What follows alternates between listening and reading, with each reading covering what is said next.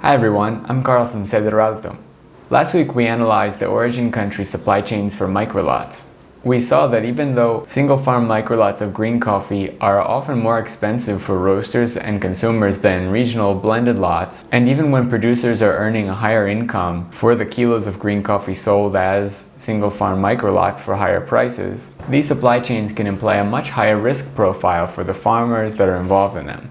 What we didn't get to last week is whether microlots are even good for farmers, and whether it's even a good idea for them to start producing higher quality coffee to then be sold as single farm microlots. In this video, we're going to look at how different microlot supply chain configurations affect a farmer's bottom line, what conditions need to be met in order for these supply chains to work well for a given farmer, how roasters and consumption country supply chain actors can participate in a way that minimizes risk for producers and increases their chances of benefiting from producing microlots.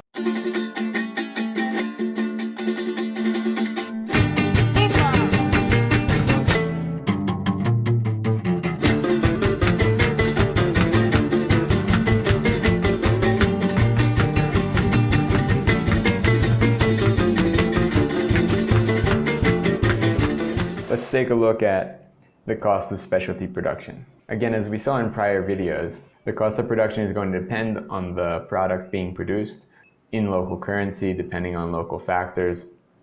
But just to keep this simple, let's look at US dollars per pound. So let's say it costs about US dollars 110 per pound to produce normal commodity grade coffee, and $1.20 to produce high-end specialty grade coffee. And then let's say that the roaster sourcing price that would be paid to the farmer is $3 per pound. This is pretty generous, reasonable. Let's say this becomes a $4.50 per pound coffee landed at the roaster's door. There might be at least $3 available for the farmer, supposing that none of the supply chain facilitators are taking the risk on this. And then the commodity price, taking the 2019 Colombia average farm gate price, was $1.13 per pound. So you can see incurring the additional cost of specialty production and selling to a roaster for $3 versus producing commodity coffee and selling for the commodity price. As far as their margin go, it's a no-brainer. This is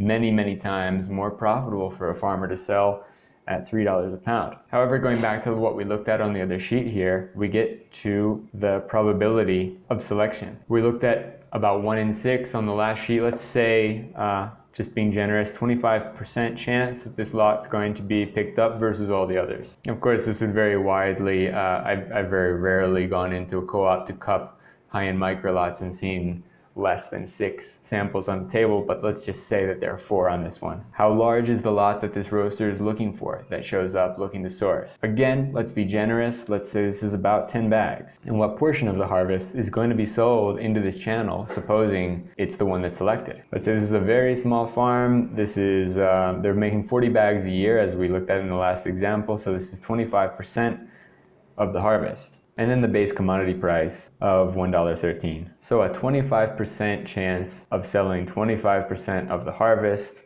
25% times 25% is 6.25%. So looking at averages here, let's say 6.25% of the harvest was sold at $3. Then 93.75% of the harvest is inevitably sold at commodity price for $1.13. Add this up, we get a weighted average price of this farmer's entire harvest of $1.25, minus their production cost of $1.20. This is only leaving a 5-cent profit margin overall for the farmer's entire harvest. Even though the price that someone was able to sell one portion of the harvest was quite good and implied a very significant profit margin, at the end of the day, in all likelihood, the farmer's overall profit is going to be significantly less. And these probabilities, of course, in a lot of cases are going to be much lower. Going back to the status quo commodity market, producing for 110, selling for 113, they made a 3-cent profit. Most likely neither of these are enough for someone to live on, and not nearly enough to motivate young people to want to stay in coffee. This isn't to say that the farmers of high-end microlot qualities are going to be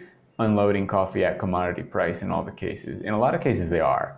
But in quite a few, if they have access to co-op infrastructure or other kinds of organizations that are going to allow them to present these coffees to roasters, they're going to have at least another option, maybe a high-end regional that's going to be sold to an exporter further down the line.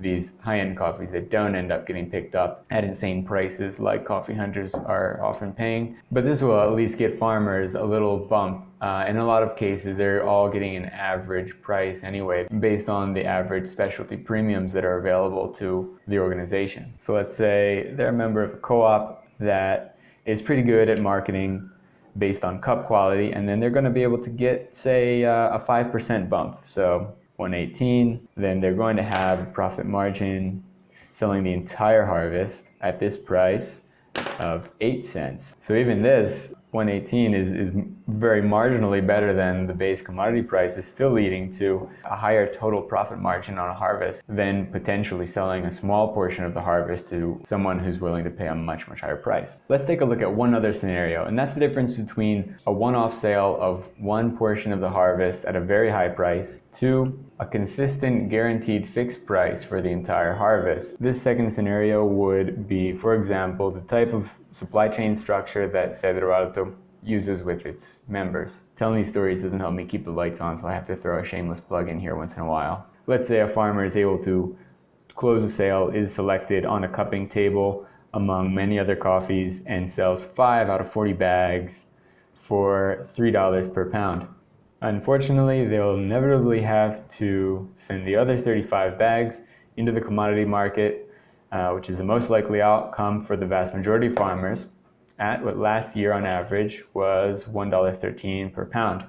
Their weighted average sale price in this case would be $1.36 per pound. The $3 small sale wasn't nothing. This was able to bump up the average price by 23 cents. That's all right. The other option, such as the one that we're able to offer farmers, is a lower price because there's a lot of risk that needs to be assumed within the supply chain. But for the entire harvest, so let's say 40 out of 40 bags at $1.75 per pound. This was also the average farm gate dry parchment price at which Cedro Alto pre-financed the harvest of the farmers that make up the group in 2019. So compare this $1.36 figure weighted average total harvest price to $1.75. Entire harvest, fixed price, paid for each cutting that was brought in each week by the farmer. You can already see the difference here, but just for good measure, let's take a look at production costs as well. Sorry, that was Spanish production, but you get the idea. Let's say they processed the entire harvest, taking into account quality, and this cost them a little extra at $1.20 per pound. In the case of the small coffee hunter sale, their overall profit margin was 16 cents per pound.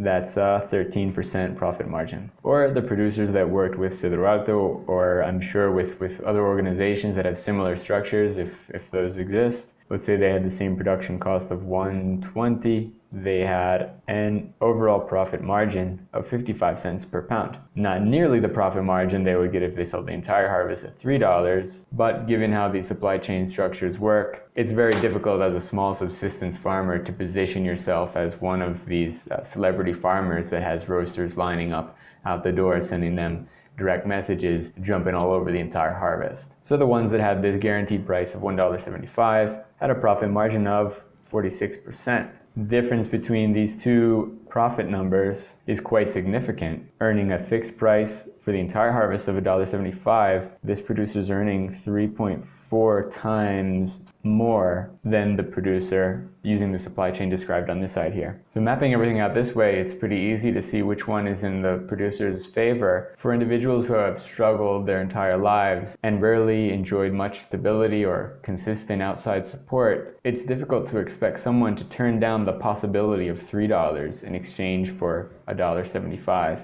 despite what the bottom line analysis looks like. So there you have it. Paying good prices for good coffee is a good thing, but making sure small-scale coffee producers are taken care of is a much larger task. It may not be one that a roaster or importer is even able to take care of. We need to rely on collaborative supply chains that take into account the nuance and complexity of rural supply chains and the economic and social realities for small-scale coffee producers. These are the kind of questions that need to be asked to ensure that our individually responsible actions are contributing to a holistically sustainable supply chain, offering stability to those who need it most, and not shifting risk onto individuals who are not able to deal with it.